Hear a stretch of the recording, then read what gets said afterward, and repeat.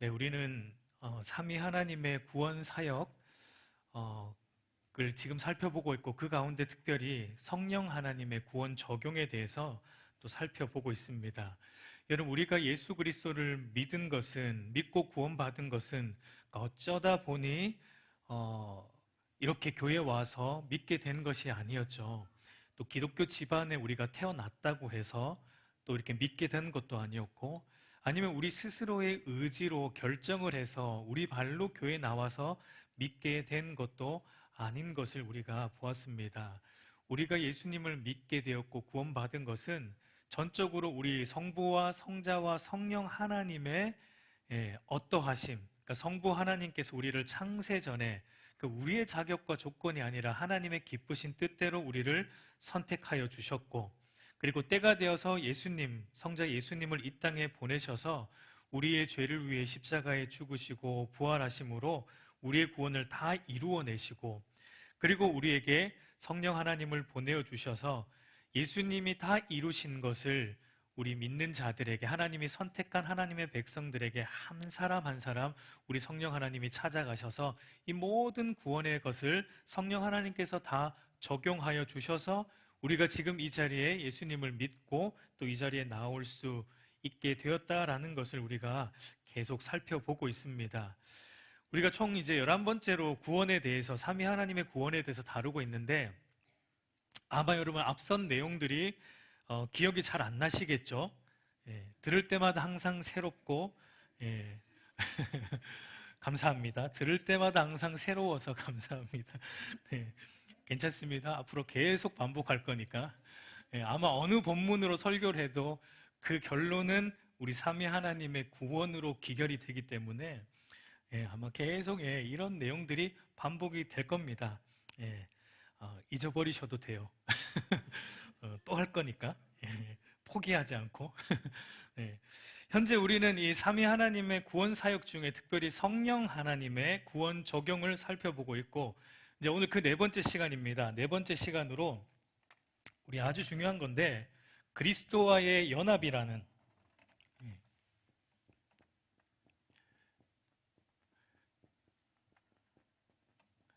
우리 그리스도와 연합됨, 한몸됨이라는 주제를 오늘 좀 다루어 보고자 합니다.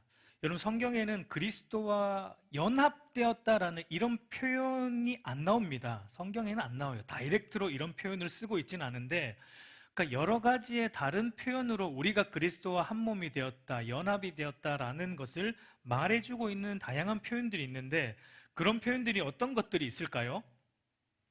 우리가 그리스도 안에 있다, 그러니까 그리스도 안에 있다, 주 안에 있다, 그리스도 예수 안에 있다라는, 그러니까 그리스도 안에 있다라는 표현이 나올 때는 우리가 그리스도와 한 몸이 되었다, 연합이 되었다라는 것을 의미한다라고 생각하고 성경을 읽으면 돼요.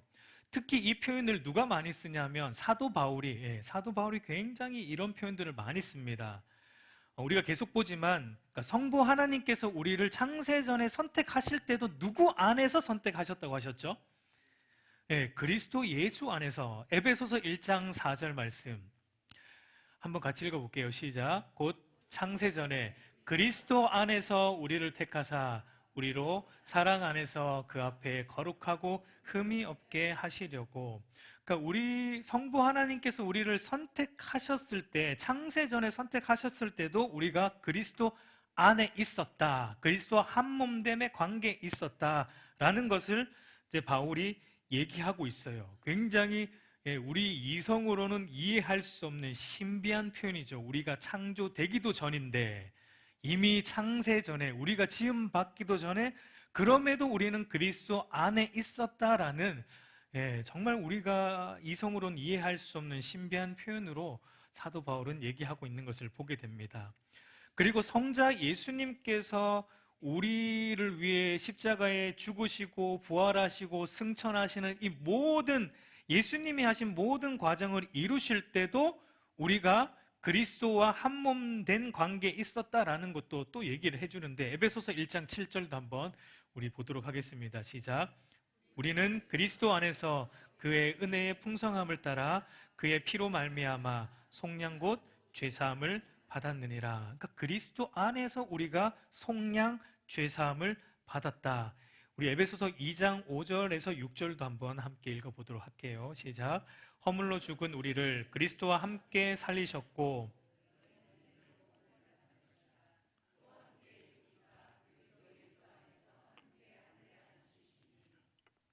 네, 여기도 보면은 그러니까 예수님께서 십자가에 달려 죽으실 때 우리가 그리스도 안에 있기 때문에 우리도 함께 죽었고 예수님이 부활하실 때도 우리가 그리스도 안에 있었기 때문에 함께 살아났고 그리고 예수님께서 승천하시고 하늘 보좌 우편에 앉으실 때도 우리가 그리스도 안에 있었기 때문에 우리도 하늘 보좌 우편에 지금 앉아 있고 믿습니까? 안 믿는 것 같아. 앉아 있고 지금 우리가 거기 하늘 보좌 우편에 앉아 있는 거예요. 그리스도 안에 있기 때문에. 정말 우리 이성으로 이해할 수 없는 것들을 지금 사도 바울이 계속 얘기하고 있습니다. 그러니까 예수님께서 하신 모든 일들이 예수님 안에서 우리가 있었기 때문에 그 모든 것들이 우리의 것이 되었다라는 것을 말하고 있어요. 놀라운 것이죠. 그리고 또 성령 하나님께서 우리의 구원을 적용해 주시는 그 모든 내용들도 실질적으로 적용해 주실 때도 우리가 그리스도 안에서 다 받았다라고 또 얘기를 하는데 에베소서 1장 13절 말씀 한번 읽어보겠습니다. 시작. 그 안에서 너희도 진리의 말씀 곧 너희의 구원의 복음을 듣고 그 안에서 또한 믿어 약속의 성령으로 인치심을 받았으니. 그리고 오늘 우리가 읽은 고린도후서 5장 17절 말씀에도 그런즉 누구든지 그리스도 안에 있으면 새로운 피조물이라 이전 것은 지나갔으니 보라 새 것이 되었도다. 그러니까 우리의 이전 것이 지나고 새 것이 되었다, 새로운 피조물이 되었다, 새로운 존재가 되었다라는 것은 성령께서 우리를 거듭나게 하시는 거예요. 그죠? 근데 성령께서 거듭나게 하실 때도 우리가 그리스도 안에서 거듭났다라는 이런 표현을, 그러니까 사도 바울이 에베소서 1장에서 뭘 말하고 싶냐면 그러니까 우리의 구원의 모든 과정이죠. 성부 하나님의 계획과 성자 예수님의 구속과 성령 하나님의 구원 적용, 모든 것들이 다 어디에서 이루어졌다라는 걸 얘기하고 있습니까? 예수 그리스도 안에서 이루어졌다라는 것을, 구원의 전 과정이 예수 그리스도 안에서 우리가, 그러니까 그 말은 예수님과 연합된 관계 속에서 우리의 구원이 이루어졌다라는 것을 말하고 있는 거예요. 이게 무슨 말인가? 네, 이제 설명을 할 겁니다. 그래서 사도 바울은 성도들을 부를 때 뭐라고 부르냐면 그리스도 안에 있는 자들, 이렇게 또 자주 부르는 것을 우리 사도 바울 서신을 보면 알 수 있는데, 우리가 지금 보고 있는 에베소서 1장 1절도 보면은 우리 한번 읽어볼게요. 시작. 하나님의 뜻으로 말미암아 그리스도 예수의 사도된 바울은 에베소에 있는 성도들과 그리스도 예수 안에 있는 신실한 자들에게 편지하노니. 그러니까 성도들은 어떤 자들인가? 예수 그리스도 안에 있는 자들이다라고 말하고 있는 것을 보게 돼요. 그래서 여러분, 흔히 사도 바울의 신학을 한마디로 요약하라 그러면은 뭐라고 말할까요? 사도 바울의, 그러니까 학자들이 뭐라고 말하냐면 사도 바울의 신학은 그리스도 안에서의 신학. 조금 이제 어려운 말로, 여러분이 헬라어 예전에 공부하셨으니까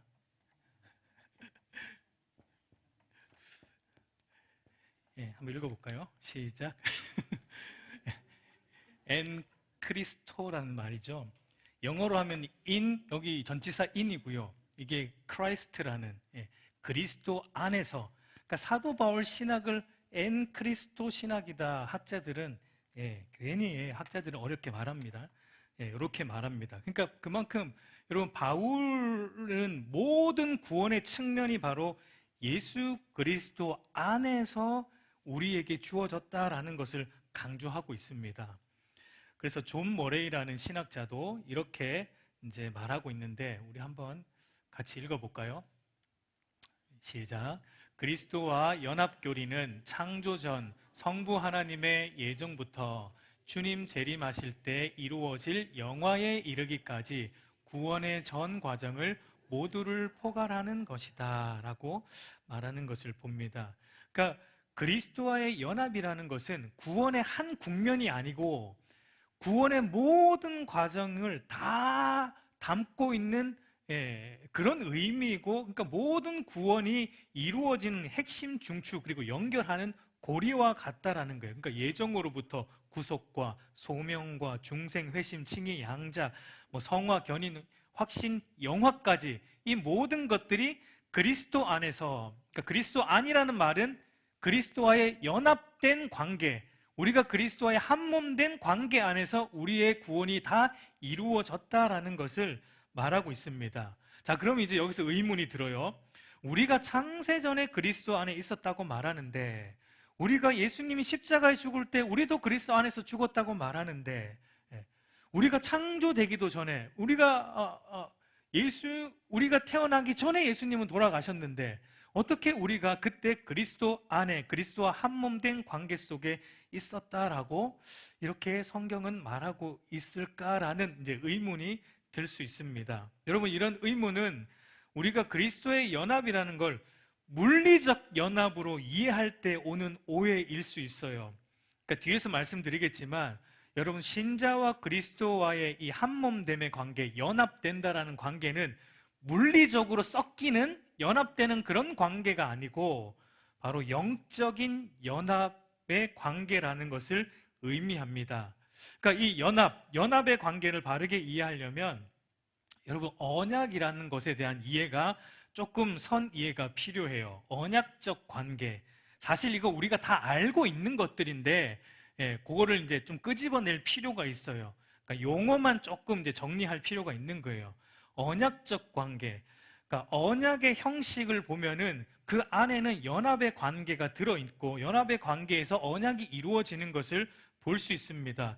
여러분, 구약 성경이 쓰여지던 활동 무대, 고대 근동 지방에 보면은 주로 언약, 우리에게 익숙한 말은 조약이겠죠. 조약. 나라와 나라가 맺어지는 조약, 이런 걸로 이해하면 쉬울 것 같은데, 언약이라는 것은 고대 근동 지방에 보면 종주권 조약이라고 얘기를 해요. 종주권 조약. 여러분, 옛날에 학교에서 배우셨죠? 종주권 조약인데, 그러니까 종주권 조약은 대등한 관계에서 맺어지는 언약, 조약은 아니고 뭔가 대등하지 않은 관계 속에서, 그러니까 한마디로 한쪽은 강한 나라고 한쪽은 속국, 약한 나라예요. 그러니까 강한 나라와 약한 나라 사이에서 맺어지는 조약인데요. 근데 여기에 보면 언약 조항이 있죠. 그러니까 강대국, 예를 들어 강대국, 종주국이라고 할 수 있고요. 속국.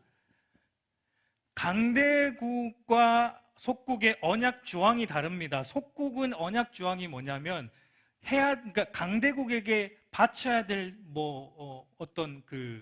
조공, 그리고 행할 의무들, 그러니까 이런 것들이 언약 조항에 들어가겠죠. 그리고 강대국이 속국에 해줄 조항은 뭡니까? 지켜주고 보호해주는 거, 위험으로부터 속국을 보호해주고 지켜주고 필요를 채워주는 것들이 이제 언약 조항에 있고, 그리고 이제 중요한 건 언약 체결식이 있어요. 그러니까 언약 체결식은 어떻게 이루어지냐면 고대 근동 지방에서의 언약 체결식은 보통 동물을 반으로 쪼갭니다. 우리 창세기 15장에 보면 그게 잘 나와요. 나중에 읽어보세요. 동물을 반으로 딱 자르면 동물이 피가 철철철철 나겠죠. 그 동물을 이렇게 반으로 쫙 짜게서 양쪽으로 해놓습니다. 요 중간은 피가 철철철 흘러오고 있겠죠. 그러면 이제 강대국의 왕과 속국의 대표가 있겠죠. 그 동물이, 그림은 못 그린데요. 동물이라고 생각, 그렇게 그냥 이해하고 넘어가시면 돼요. 여기 이제 피가 철철철철 흐르겠죠. 그러면은 요 사이를 이제 누가 지나냐면 속국의 대표가 요 사이를 지나가면서 강대국의 왕은 안 지나가도 돼요. 이게 대등한 조약이 아니기 때문에. 그러니까 약한 나라의 대표가 동물이 쪼개어진 중간을 지나가면서 언약의 조항을 낭독합니다. 우리나라가 이 나라의 강대국에게 이러이러한 조항을 지키겠습니다. 1년에 조공을 얼마나 바치고 우리가 이렇게 하겠습니다라는 언약 조항을 낭독하면서 이 사이를 지나갑니다. 그 의미가 뭡니까? 만약에 지키지 않으면 어떻게 되겠다는 겁니까? 동물이 쪼개어졌듯이 나와 내가 속해 있는 온 나라가 강대국으로부터 심판을 받고 죽어도 무방합니다. 이 언약 조항을 내가 이루지 않을 시 이렇게 죽어도 됩니다라는 게 고대 근동지막의 언약 체결식이에요. 그러니까 특징은 뭐냐면 대표자와 대표자가 맺는 언약이에요. 그런데 그 언약에 지키고 안 지키고의 결과는 누구에게까지 영향을 미칩니까? 모든 백성에게, 대표가 속해 있는, 왕에게 속해 있는 모든 나라에게 이 언약에 지키고 안 지키고의 결과는 다 미치는 게 언약 안에 담겨 있는, 언약 형식 속에 담겨 있는 내용인데, 여러분, 이게 성경 안에 있는 언약, 우리가 흔히 아는 창조 언약, 아브라함 언약, 노아 언약, 모세 언약, 새 언약, 이런 것들도 전부 이 종주권 조약의 형식을 가져와서 하나님이 이스라엘 백성들과 언약을 맺고 있고, 성경에 나오는 언약들도 다 기본적으로 이런 세팅이에요. 그러니까 이거를 알고 우리가 성경에 나오는 언약들을 보면, 여러분, 처음 하나님이 아담을 창조하실 때 그때 하나님이 아담과 언약을 맺으셨어요. 그걸 흔히 창조 언약이라고 하는데, 아담과 언약을 맺으셨어요. 언약의 그 언약 조항이 뭡니까? 아담과 맺은 언약의 조항이 선악과를 먹지 말라예요. 먹으면 반드시 쪼개어진다, 죽는다예요. 그게 아담 언약입니다. 그러니까 아담이 그 언약을 지키면 살고 지키지 않으면 죽는데, 아담이 지키지 않음으로 그 결과가 누구에게까지 미쳤습니까? 모든 피조세계, 아담 이후에 나올 모든 인간과 모든 피조세계. 왜? 아담이 모든 피조세계의 대표이기 때문에. 이게 대표 사상이죠. 그러니까 언약 안에는 이런 게 있어요.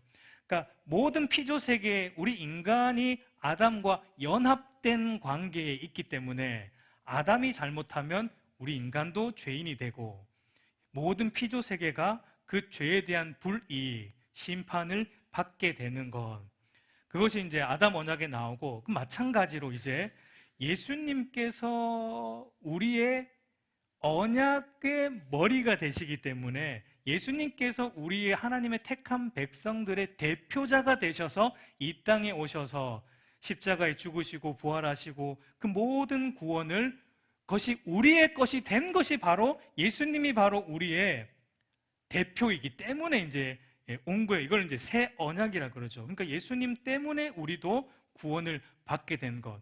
그러니까 이게 언약적 관계 안에 연합의 의미가 고스란히 담겨 있는 거예요. 그러니까 대표 한 사람이 언약을 맺지만 그 결과는 모든 나라에 돌아가듯이 대표와 모든 나라가 한 몸 되어 있다. 이게 연합의 관계입니다. 그래서 바울이 이것을 이렇게 이제 한마디로 정의해 주는데, 고린도전서 15장 22절 우리 한번 읽어볼게요. 시작. 아담 안에서 모든 사람이 죽은 것 같이 그리스도 안에서 모든 사람이 삶을 얻으리라. 그러니까 아담 안에서라는 말이 연합이란 관계라고 의미를 했잖아요. 아담과 연합된 관계 속에서 모든 사람은 죽었고, 그리고 그리스도와 연합된 관계 속에서 그리스도 안에 있는 모든 하나님의 백성들은 이제 구원을 받고 삶을 얻었다. 아담은 인류의 대표, 아담은 인류의 머리, 아담은 인류와 연합된 관계, 그리고 예수님은 택한 백성들하고 연합된 관계, 택한 백성들의 머리시고 대표자이시기 때문에 예수님 안에 있다라는 건 예수님이 이루신 모든 것이 우리의 것이 된다라는 것을 말하고 있는 겁니다. 이게 연합된 관계 속에 있는 거예요. 그래서 우리가 창세 전에 그리스도 안에 있었다라는 것도 물리적으로 있는 것이 아니고 언약적 관계 속에서 그리스도가 우리의 머리가 되셨다라는 의미입니다. 그건 우리가 태어날 필요가 없죠. 그리스도가 우리의 머리가 되셨고 그리스도가 우리의 대표자가 되셨다라는 의미에서 연합된 관계다라는 것을 말하고 있는 거예요. 여러분, 그래서 성경을 보면 그리스도와 신자의 이 연합된 관계를 설명하는 또 다른 표현들이 많이 나오는데, 요한복음 15장에 보면은 예수님과 우리의 관계를 뭐라고 표현합니까? 포도나무와 가지의 연합된 관계. 가지가 포도나무에 붙어 있어야 열매를 맺고 살듯이 우리가 예수님과 한 몸 됐을 때 우리가 살게 되는 관계. 그리고 베드로전서 2장을 보면 성전의 모퉁이 돌과 다른 돌들과의 관계. 그러니까 성전이 지어져 갈 때, 하나로 지어져 갈 때 모퉁이 돌, 예수님이신 모퉁이 돌을 중심으로 모든 성도들이 그 위에 얹어져서 한 성전을 이루는 이런 연합된 관계. 그리고 에베소서 1장이나 골로새서 1장에 보면 우리 몸의 머리와 우리 몸의 각 지체로서의 연합된 관계, 그런 것들로 예수님과 신자의 연합된 관계를 설명을 하고, 우리가 호세아서를 보면 알지만 또 우리가 그리스도의 신부로서 신랑과 신부의 연합된 관계. 여러분, 한 남자와 한 여자가 결혼하면은 이제 한 몸이 된다라고 하잖아요. 근데 이게 물리적으로 합쳐지는 건 아니잖아요, 그죠? 한 몸이 되는 거예요. 존재적으로 한 몸이 되는 그런 관계. 이것이 성경에서 말하는 그리스도와 우리가 연합된 관계의 의미입니다. 그런데 이거를 우리가 실제적으로 알게 되고 느끼게 되는 것이 언제입니까? 우리는 창세전부터 그리스도와 한 몸 된 관계 속에 있었는데, 그게 존재론적인 연합이고 원리적인 연합인데 몰랐어요. 우리는 몰랐어요. 이게 우리가 그리스도 안에 있었는지 몰랐단 말이에요. 그런데 이것이 실제적으로 내가 깨달아지고, 그리고 내가 그리스도 안에서 그리스도가 주시는 모든 혜택을 실제로 누리게 되고 알게 되는 것은 언제입니까? 그게 바로 성령 하나님께서 거듭나게 하실 때, 그래서 이게 성령의 사역으로 들어가는 거예요. 사실은 구원의 전 과정을 말하지만 특별히 실제적으로 우리가 그리스도와 내가 한 몸 되었구나를 깨달을 수 있는 것은 성령 하나님께서 우리 안에 오셔서 우리를 거듭나게 하실 때 깨달아지기 때문에 이것이 따로 떼어져서 성령 하나님의 구원 적용으로 이렇게 들어가게 되는 거예요. 그래서 에베소서 2장 12절 13절을 우리 한번 보도록 하겠습니다. 시작. 그때 너희는 그리스도 밖에 있었고 이스라엘 나라 밖의 사람이라. 약속의 언약들에 대하여는 외인이요 세상에서 소망이 없고 하나님도 없는 자이더니. 우리 13절도 띄워주세요. 이제는 전에 멀리 있던 너희가 그리스도 예수 안에서 그리스도의 피로 가까워졌느니라. 여러분, 여기 보면은 사도 바울이 뭐라고 말하냐면 그때 너희는 그리스도 밖에 있었다. 밖에, 그러니까 그리스도와 연합된 관계가 아니었다라는 걸 얘기합니다. 이게 실제로 아니었다는 건 아니잖아요, 그죠? 그러니까 사도 바울이 말하는 건 뭐냐면 너희가 그걸 모르고 있었다. 너희가 그걸 깨닫지 못하고 있었다. 그런데 너희가 이제 성령으로 거듭남으로 말미암아 그리스도 예수 안에 있는 것을 너희가 실제로 알게 되었다라는 것을 말하고 있는 것입니다. 그래서 요한일서 3장 24절 우리 한번 읽겠습니다. 시작. 우리에게 주신 성령으로 말미암아. 틀립니까? 3장 20 제가 잘못 올렸나요? 예. 중간부터 제가 읽었네요. 우리 한번 같이 읽어볼게요. 시작.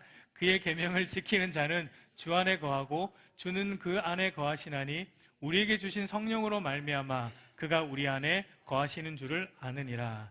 그러니까 우리가 주 안에 거하는 것을 어떻게 알게 된다고 합니까? 성령으로 말미암아 알게 된다. 그러니까 이게 실제적인 연합이라는 거예요. 우리가 창세전에 존재적으로 원론적으로 그리스도 안에 있었지만 그것을 우리는 모르고 있었고 깨닫지 못했는데 성령 하나님이 우리 안에 오실 때 실제적으로 이제 깨닫게 되고 내가 그리스도 안에서 구원받았고 그리스도 안에 창세전부터 그리스도 안에 연합된 관계 속에 있었구나. 그래서 나의 구원이 이렇게 다 이루어졌구나라는 것을 깨달아 알게 된다라는 것을 말하고 있습니다. 여러분, 그러면은 신자와 그리스도와의 이렇게 연합된 관계, 한몸됨의 관계가 어떤 것인지, 이런 특성이 어떤 것인지를 우리가 몇 가지로 조금만 살펴보면, 첫 번째는요, 성령을 통한 영적인 연합이라는 거예요. 그리스도와 우리와 한몸됨이 영적인 한몸됨, 영적인 연합. 아까도 말했지만 물리적인 연합이 아니다라는 것. 그러니까 그리스도와의 연합을 말하지만 용어가 그리스도와의 연합이지만 여러분, 엄밀하게 말하면 지금 예수 그리스도는 어디에 계십니까? 우리가 그리스도와 연합되었습니다. 예수 그리스도가 어디에 계십니까? 우리 안에 있죠. 네. 그런데 실제적으로 육체를 가지신 우리 예수님이 어디 계십니까? 하나님 보좌 우편에 계세요. 예수님은 육체를 가지신 하나님입니다. 우리와 똑같이, 물론 우리와 다르게 영화로운 몸에 육체를 가지신 하나님이세요.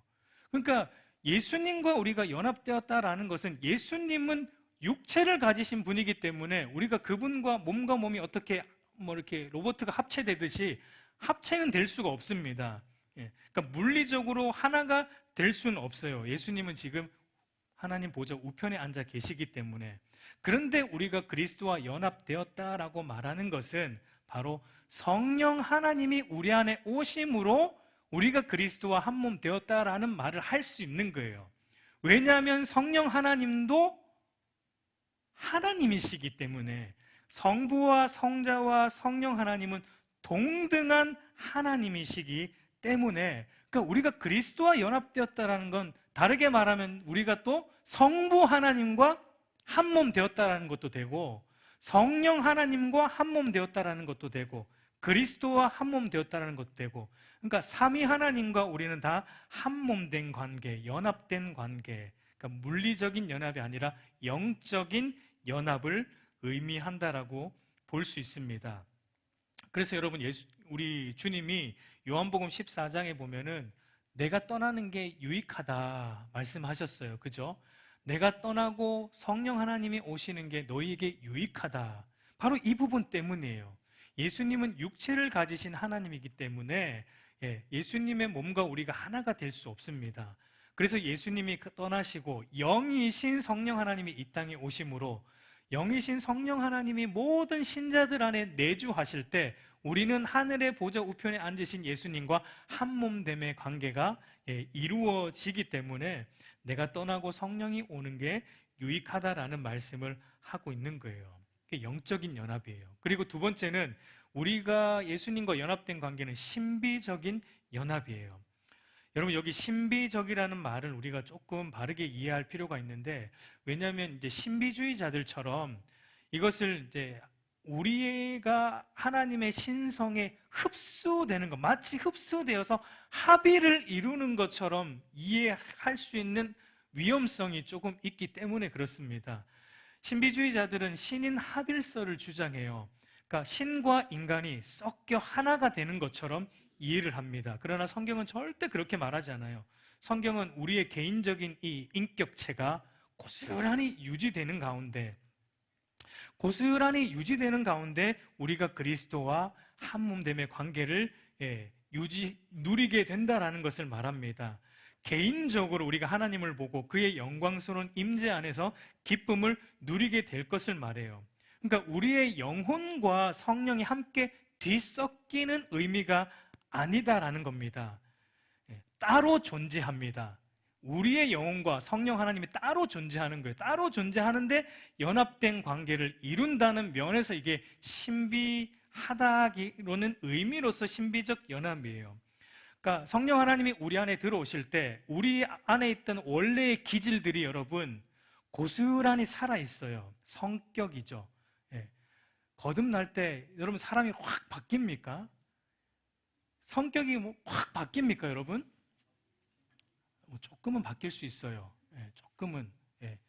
옛날에 좀 독했던 사람이 거듭나고 조금 순해질 수 있습니다. 거듭나면은 거룩해지기 때문에 사람이 달라져요. 표정도 조금 달라지고, 뭔가 이렇게 전반적으로는 달라집니다. 그러나 기본적인 기질은 바뀌지 않습니다. 그러니까 성령 하나님과 우리가 한 몸 되었다라고 할 때 우리의 어떤 기질 자체가 확 바뀐다든지 그런 의미는 아닙니다. 우리의 원래 가지고 있는 기질을 고스란히 유지하시면서 하나님이 그럼에도 우리 안에 있는 죄악된 본성들을 조금씩 다루어 가신다는 측면에서 이게 신비로운 거예요. 이게 신비적인 연합이다라고 말하는 겁니다. 그리고 이 연합은 또 뭐라고 말할 수 있냐면 생명적 연합. 생명적 연합이다.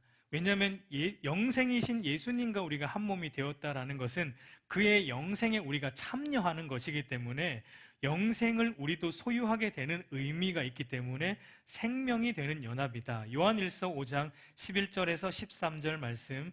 또 증거는 이것이니 하나님이 우리에게 영생을 주신 것과 이 생명이 그의 아들 안에 있는 그것이라. 아들이 있는 자에게는 생명이 있고 하나님의 아들이 없는 자에게는 생명이 없느니라. 그러니까 우리가 아들 안에 있으면 생명이 있고 아들 안에 없으면 생명이 없다. 그러니까 연합되었다라는 것은 우리가 생명을, 그분으로부터 생명을 공급받는다. 그게 생명적 연합이에요. 그리고 네 번째는 우리가 그리스도와 연합됐다라는 것은 유기적인 연합입니다. 유기적인 연합. 그러니까 그리스도인 각 개인이, 그러니까 개별적으로 그리스도와 연합된 것도 있고, 개별적으로, 그러니까 각 개별적으로 그리스도와 연합된 것도 있지만, 우리 모든 그리스도인이 머리이신 예수님의 몸의 지체로서 함께 유기적으로 연합된 이 유기적인 연합의 관계가 이 연합 속에 있다라는 것도 우리가 알 필요가 있어요. 여러분, 이것이 왜 중요하냐면 이 유기적인 연합을 알면은 성도가 홀로 신앙생활 할 수 없는 것입니다. 교회 공동체가 그래서 중요하다라는 것을 알 수 있어요. 우리가 그리스도와 연합되었다. 그러니까 나는 그리스도와 연합되었으니까 나 혼자 신앙생활 한다. 이게 말이 안 된다는 거죠. 왜냐하면 이건 유기적인 연합이에요. 나와의 그리스도와 개인적인 연합도 있지만 그 연합 속에는 머리이신 예수님의 모든 성도가 그 몸의 지체가 된 이 유기적인 연합의 의미가 있기 때문에 절대 교회를 떠나서, 교회 공동체를 떠나서 신앙생활하는 것은 불가능하다. 그것은 죽은 신앙이다라는 것을 말하고 있는 거예요.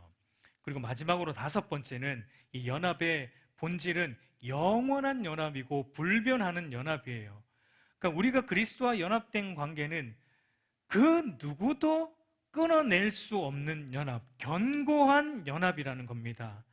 그것을 로마서 8장 38절 39절 사도 바울이 이렇게 잘 설명을 해주는데 우리 한번 같이 읽어보겠습니다. 시작. 내가 확신하노니 사망이나 생명이나 천사들이나 권세자들이나 현재일이나 장래일이나 능력이나 높음이나 깊음이나 다른 어떤 피조물이라도 우리를 우리 주 그리스도 예수 안에 있는 하나님의 사랑에서 끊을 수 없으리라. 그 어떤 것도 그리스도와 우리가 한 몸 된 이 관계를 끊어낼 수 있는 것은 아무것도 없다라는 것을 말하고 있어요. 영원한 연합이고 불변하는 연합이고, 그래서 우리가 그리스도 안에 있는다라는 것이 얼마나 놀라운 것인지 모릅니다. 우리 사랑하는 성도 여러분, 예수님과 우리가 한 몸을 이루었다라는 것들이 이런 의미예요. 단 하나를 제외한 예수님의 모든 것이 우리의 것이 되는 것입니다. 그 하나가 뭡니까? 하나는 안 주세요, 우리에게. 그게 뭐예요? 그분의 신성입니다. 우리가 그분과 한 몸이 되었다고 우리가 정말 예수님이 되는 건 아니에요. 예수님처럼 신적인 존재가 되는 건 아닙니다. 그분의 신성은 우리에게 주시지 않지만, 그러나 예수님이 이루신 모든 것들은 이제 그리스도 안에서 우리에게 다 주신다라는 게 그리스도와 연합되었다라는 그 말이 담아내고 있는 의미예요. 여러분, 엄청난 겁니다. 우리의 숨을 먹게 할 정도의 이것은 엄청난 진리예요. 예수님 안에 있기 때문에 여러분, 우리는 이미 그래서 승리한 존재인 거예요. 예수님 안에 있다라는 이 의미를 알면 여러분, 우리가 이 땅을 살아가면서 잠시 겪는 고난, 아픔, 실패, 좌절, 이런 것들이 우리에게 그렇게 크게 의미가 없는 거예요. 우리는 이미 예수 그리스도 안에 있기 때문에, 예수 그리스도 창세 전부터 그리스도 안에 있었고 지금도 그리스도 안에 있고, 우리는 또 주님 재림하실 때 그리스도 함께 재림할 것이고, 영원한 하나님 나라에서 주님과 함께 그 기쁨을 누릴 것이기 때문에 이미 우리는 다 가진 존재이고 승리한 존재예요. 여러분, 그래서 그리스도인의 삶에 실패란 절대 없습니다. 여러분, 실패란 절대 있을 수 없어요. 우리의 삶에 실패는 없어요. 하나님 안에 있기 때문에. 사람들이 볼 때 실패라고 말할 수 있어요. 그러나 그리스도 안에 있는 신자는 실패가 아닙니다. 과정 속에 있는 거예요. 여러분, 이것을 그리스도와 한몸됨의 관계를 굳게 붙잡으시길 바랍니다. 다른 거 붙잡으려고 하지 말고, 좀 어디 뭐 이상한데 뭐 신비한 거 한다 그러면 그런 거 쫓아다니지 말고 예. 그리스도와 우리가 연합되었다, 이런 걸 붙잡아야 돼요. 그래서 성경 속에서 그리스도 안에라는 표현만 나올 때마다 여러분, 우리가 얼마나 감격이 돼요. 그리스도 안에, 우리가 그리스도 안에, 그리스도와 한몸됨의 진리를 여러분 굳게 붙잡고, 여러분 우리 신앙생활을 정말 그리스도 안에서 기쁨으로 할 수 있기를 바랍니다. 그 은혜가 저와 여러분 안에 넘쳐나기를 우리 주님의 이름으로 축복합니다.